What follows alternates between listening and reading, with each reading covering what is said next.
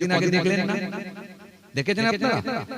ধোলা কথা বলেন, ধোলা জি ডায়মন্ড হাওড়া ঢোলা। আবু সিদ্দিক বলে একজন যুবক ছেলে, তাকে নিয়ে এসে এই আবু সিদ্দিককে জি প্রশাসনের মানুষরা নিয়ে এসে তাকে লকআপের মধ্যে, জেলের মধ্যে নিয়ে এসে পিটিয়ে পিটিয়ে তার উপরে এমন প্রহার করা হলো, ইলেকট্রিক শর্ট দেওয়া হলো, ছেলেটি ওখানে মারা গেল। আফসোস, দুঃখ। দেখেন আবু সিদ্দিক কোন দল করে কি করে না এটা আমি জানি না, সে কোন রাজনৈতিক দল করে কি করে না সেটা আমি জানি না। আবু সিদ্দিক মুসলমান না হিন্দু না খ্রিস্টান আমি এটাও বলছি না, সেটাও ভিন্ন কথা, বাদ দিলাম, আলাদা আলাদা। কিন্তু আমার প্রশ্ন একটা জায়গায়, সেটা কি যে আবু সিদ্দিক পুলিশের ঘেরা টপের মধ্যে, লকআপের মধ্যে, জেলের মধ্যে তাকে কিভাবে ভাবে মারা হলো যে ছেলেটি মারা গেল? প্রশাসনের মানুষ যারা আছেন এরা তো দেশের রক্ষক বলে নিজেদেরকে দাবি করে, এরা তো মানুষকে সুরক্ষিত রাখে, মানুষকে সুরক্ষা দেওয়ার দায়িত্ব এদের। খুব ভালো করে বুঝবেন, আমি সব প্রশাসনের মানুষকে বলছি, কিছু এমন আছে যারা হচ্ছে আরএসএস মাইন্ডের হয়ে বড় দুঃখ লাগে, বড় বড় লাগে। ভাইরা আমার, মুসলমানকে যখন পেয়ে যায় তারা খুব আনন্দের সঙ্গে গ্রহণ করে নেয়। কিছু এমন প্রশাসন আছে, আমি সবাইকে বলছি না সবাই খারাপ না, অনেক প্রশাসন ভালো আছে, ভালো না থাকলে মানুষ আর নিরাপদে থাকতে পারে। সুতরাং সবাই না, কিছু এমন আছে ভাইরা খুব দুঃখ লাগে যে একটা তরতাজা ছেলেকে পিটিয়ে পিটিয়ে মেরে ফেলে। আমাদের বড় কষ্ট হয়। শুনেন, আজকে আবু সিদ্দিক মুসলমান বলে নয়, যদি ওখানে কোনো হিন্দু ভাই পিটিয়ে পিটিয়ে মারা হতো, যদি কোনো খ্রিস্টান ভাইকে পিটিয়ে পিটিয়ে মারা হতো, অন্তত আমি মাইকে প্রতিবাদ করতাম। কেন? আমার প্রতিবাদ এই জায়গায় যে পুলিশের ঘেরা টপের মধ্যে, পুলিশের ঘেরা টপের মধ্যে, একটা জেলের মধ্যে, লকআপের মধ্যে পুলিশ পিটিয়ে পিটিয়ে মেরে ফেলে। ভারতবর্ষের কোন আইনে আছে? যদি কেউ অপরাধী হয় নিশ্চয় দৃষ্টান্তমূলক শাস্তি আছে।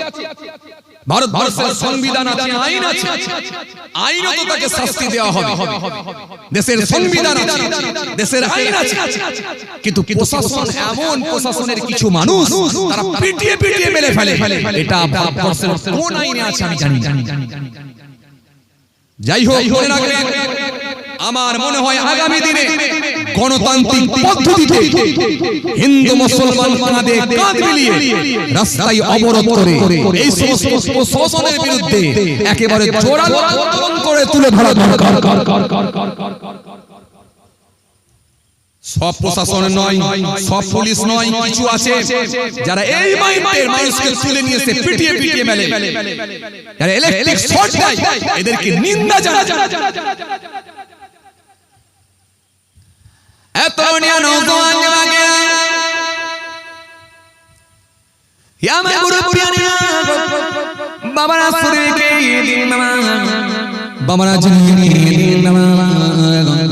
এই জন্য আমার আল্লাহ কোরআনে কারীমের মধ্যে সুন্দর করে জানালেন, ওয়ালাউ ইয়ালামুল্লাযীনা যালামু ইয ইয়ারাউনাল আযাব আন্নাল কুওয়াতা লিল্লাহি জামিআন ওয়া আন্নাল্লাহা শাদীদুল আযাব।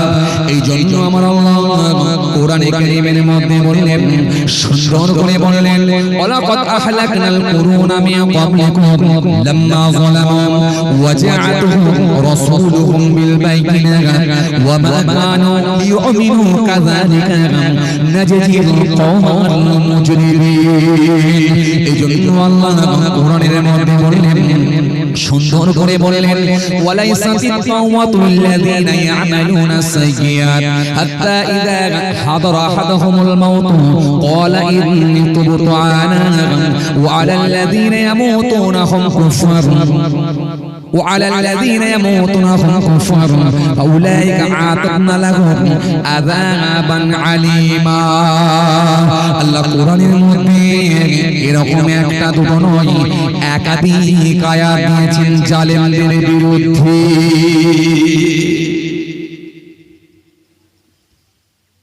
এই জন্য আল্লাহ কোরআনে কারীমের মধ্যে বললেন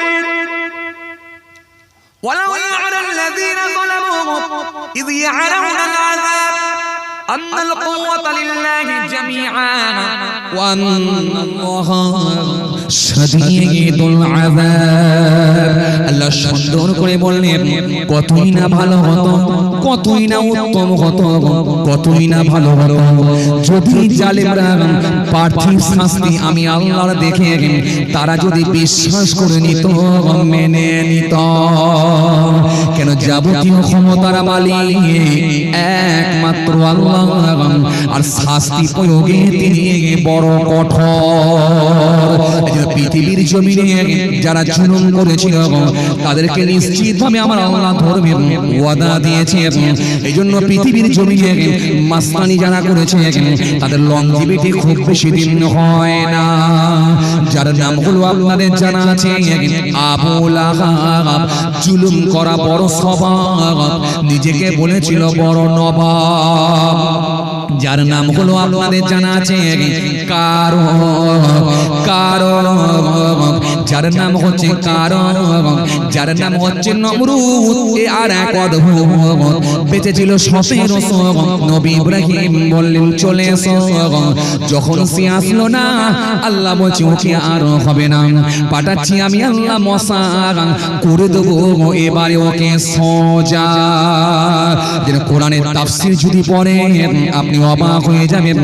মাস্তান মানুষগুলোকে কেউ সাইজ না করতে পারলে নিশ্চিত ভাবে আমার আল্লাহ তাদেরকে 100% সাইজ করবে।